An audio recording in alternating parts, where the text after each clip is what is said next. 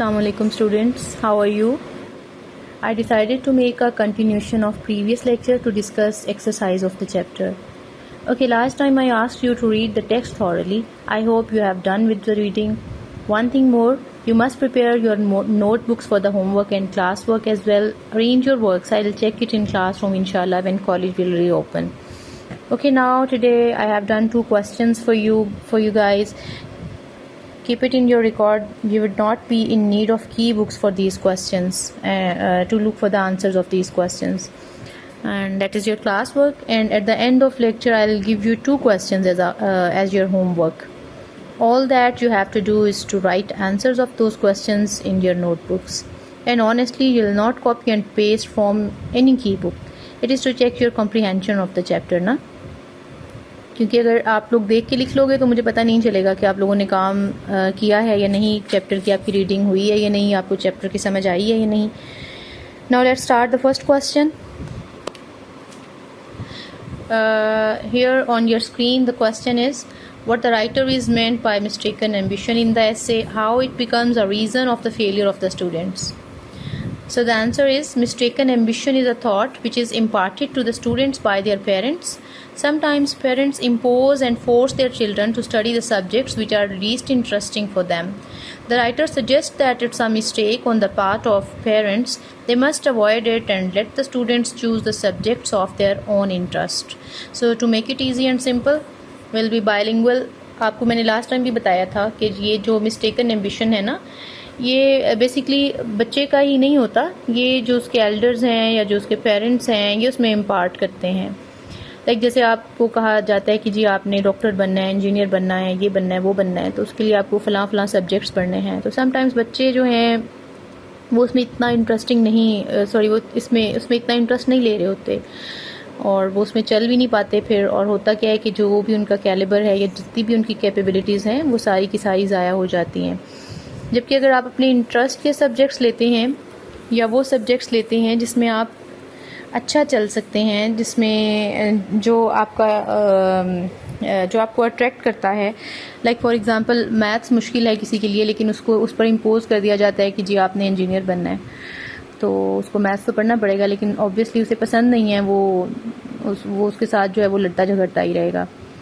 और उस बच्चे के लिए फिर यही है कि उसको देखना चाहिए कि कहीं अगर वो फेल हो रहा है, ठीक है, तो फिर उसको चेक करना होगा हमें कि क्या इसमें ये प्रॉब्लम तो नहीं आ रही कि बेसिकली ये सब्जेक्ट ही उसकी मर्ज़ी का नहीं है.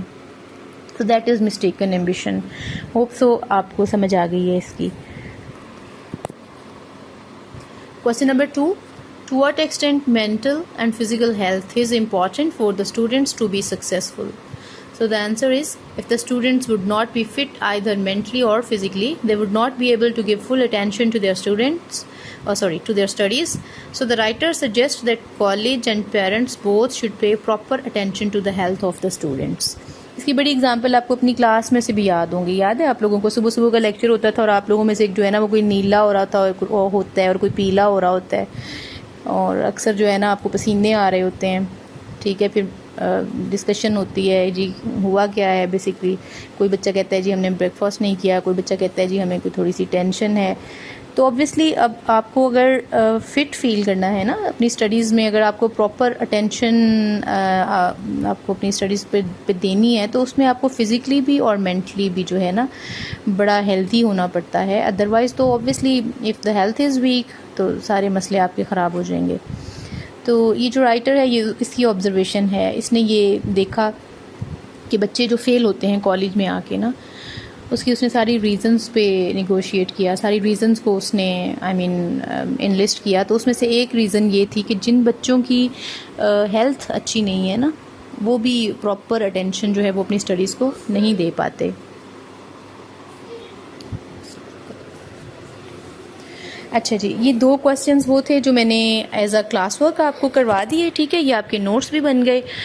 और now please look on the screen. यहाँ पे 2 स्टेटमेंट्स हैं, ठीक है. इसमें एक है, how financial pressure becomes a hurdle in the way of achievements for the students. And the second is, write some differences between school life and college life and eliminate how these differences become cause of failure of the college students. So in the first question मैं थोड़ा आपको guide कर देती हूँ। First question में आपने देखना है कि आपके चैप्टर में, ठीक है, जो राइटर ने ये एक पैराग्राफ बनाया है कि किस तरह से फाइनेंशियल प्रेशर जो है वो हर्डल बन जाता है स्टूडेंट्स के लिए, वो उसने उसको किस तरह से हैंडल किया है, ठीक है, वो आपने लिखना है। आप टेक्स्ट बुक से हेल्प ले सकते हैं, ठीक है, but you are not allowed to take help from the key books. और जो सेकंड क्वेश्चन है, this is up to you, you have spent school life as well as college life, you have to see the differences and enlist, okay। आप लोगों ने अपनी अपनी observation, इसमें creativity का भी एक मार्जिन है, आपने अपना एक्सपीरियंस लिखना है इसमें थोड़ा सा कि क्या आपने डिफरेंस देखा है स्कूल लाइफ में और कॉलेज लाइफ में, और किस तरह से ये जो डिफरेंस है ना ये आपकी अचीवमेंट में जो है वो एक हर्डल बन सकता है। So that is your homework. Okay girls, now we will do some work on language and vocabulary। इसके लिए आपने क्या करना है कि टेक आउट योर डिक्शनरीज, और ये जो वर्ड्स मैं आपको बता रही हूँ ना, आपने इनके सिनोनिम्स ढूंढने हैं, ठीक है, और वही सिनोनिम्स जो हैं वो आपने अपनी कॉपीज़ पर लिखने हैं इसी चैप्टर की हेडिंग में। Words are in front of you. Number 1 diagnostic, perverted, heart rendering, equipment, consequently, figure, offend, enlightenment and distinction. This is your homework as well. क्या करना है आपने कि ये डिक्शनरी से आपने ढूंढ के लिखने हैं, ठीक है, इसमें आपकी थोड़ी डिक्शनरी स्किल भी इम्प्रूव होगी। आपने वर्ड्स और इनके जो सिनोनिम्स हैं ना वो लिखने हैं, और एक एक सेंटेंस आपने इसका बनाना है। Next is phrases. कुछ फ्रेजेस देख लें आप अपने इसी चैप्टर में से। ये आपका एक है, ये आप लोग टेक्स्ट खोलें ना अपना, इसमें आपका ये बनता है ऑलमोस्ट फर्स्ट पैराग्राफ की थर्ड लास्ट लाइन है। पॉइज एंड काम दैट स्मॉदर्स एंड फिजर्स। इसकी एक्सप्लेनेशन क्या है? Balance and self discipline which keep back nervous habits. Next is very beautiful phrase that is long and short of it, and what is the explanation of it? It is all that can or need be said. And third one is see them through, okay? And the meaning of this phrase or explanation of this phrase is enable them to finish their course. So that was your chapter. That's all. ये मेरी तरफ से अब finished है। आप लोगों ने क्या करना है कि इसका मुकम्मल जो भी काम है आपने इसको कंप्लीट करना है, आप लोगों ने अपना होमवर्क करना है और क्लास वर्क भी कंप्लीट कर लेना है। That would be your next chapter. Coming Wednesday हमने ये चैप्टर पढ़ना है, ठीक है। तो जो आपकी रीडिंग असाइनमेंट है वो ये है कि आपने गो थ्रू होना है पूरे टेक्स्ट में से, ठीक है। जब मैंने नेक्स्ट वेंसडे आना है आप लोगों ने क्या करे होना है कि आपने पूरा चैप्टर पढ़ के रखा होना है और डिफ़िकल्ट वर्ड्स को अंडरलाइन करके, और उसकी जो आपकी ये जो डिक्शनरी एक्टिविटी है ये आपकी डन होनी चाहिए, ठीक है। तमाम वर्ड्स के आपने मीनिंग्स वगैरह जो है वो देख के रखने हैं और स्टोरी में से गो थ्रू हो जाना है आपने। एनी हाउ मैं आपको थोड़ी सी इसकी स्टोरी सुना भी देती हूँ ताकि आपको इसमें प्रॉब्लम ना हो। It's a story, rather it's a humorous story. The writer wants to know about a disease. He went to a library, took a medical dictionary from there and started reading. Amazingly for the reader, the writer found that he has almost all diseases or the symptoms of diseases. He was startled to know all that. होता क्या है कि वो देखते रहते हैं और सिर्फ एक डिज़ीज़ होती है जो उसको नहीं मिलती अपने आप में, और वो हाउस मेड नहीं है।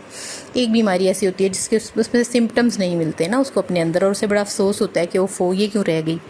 फिर वो बड़ा बैठ के प्लान करता है कि अगर किसी ये जो मेडिकल स्टूडेंट्स हैं जो प्रैक्टिस कर रहे होते हैं, अगर इन्हें पता चल जाए मेरा, तो इनको तो प्रैक्टिस के लिए from hospital to hospital move ही ना करना पड़ेगी, तो बस मुझे पढ़ें, मुझ पर स्टडी करें, and they will know all about their medical practice. इस तरह से करते करते वो इतना ज़्यादा वो डेस्परेट हो जाता है, वो अपने उसका जो डॉक्टर है वो उसके पास जाता है और उसको बताता है कि मेरे साथ ये प्रॉब्लम हो गई है कि मुझे तमाम की तमाम from A to Z disease हैं और बस एक नहीं है। तो उसका डॉक्टर जो है वो उसकी बात बड़े आराम से सुनता है, ठीक है, और उसको फिर कुछ प्रिस्क्राइब कर देता है। जब हम डॉक्टर्स के पास जाते हैं तो डॉक्टर यही करते हैं ना, वो हमारी बात थोड़ी सी सुनते हैं और उसके बाद ही स्टार्टेड राइटिंग प्रिस्क्रिप्शन, और हम वो जाते हैं और वो ड्रगिस्ट से हम मेडिसिन ले लेते हैं। एनीवेज़ वो प्रिस्क्रिप्शन लेके ड्रगिस्ट के पास जाता है, मेडिकल स्टोर पे फार्मासिस्ट के पास जाता है और वो कहता है कि सॉरी जी ये मेरे पास ये वाली मेडिसिन नहीं है। वो कहता है क्या? वो जब देखता है तो उसके अंदर बस वो लिखा होता है, वो बाप ये आप पर छोड़ा है मैंने, चैप्टर एंड पे आपने पढ़ना है, इसका एंड क्या होता है। यही आपका क्वेश्चन होगा, यहीं से आपकी बात शुरू होगी कि what was written in the prescription, doctor ने उसके लिए क्या प्रिस्क्राइब किया। वो बंदा जो ये समझ रहा है कि उसको ए से जी सारी की सारी बीमारियां हैं, ठीक है। That's why the title of this chapter is a man who was a hospital. Okay bye class, take care, अपना ख्याल रखिएगा। होप सो आपको लेक्चर की समझ आई। इसमें मैं थोड़ा समराइज़ कर दूँ, हमने किया क्या है कि हमने जो प्रीवियस हमारा जो चैप्टर चल रहा था why boys fail in college, उसकी एक्सरसाइज को डिस्कस किया है हमने, ठीक है। और जो नेक्स्ट चैप्टर है उसको हमने थोड़ा उसका जो है वो एक इंट्रोडक्शन डिस्कस कर लिया। और इंशाल्लाह see you in the next class, और बेस्ट ऑफ लक, अपना ख्याल रखिएगा। अल्लाह हाफिज़।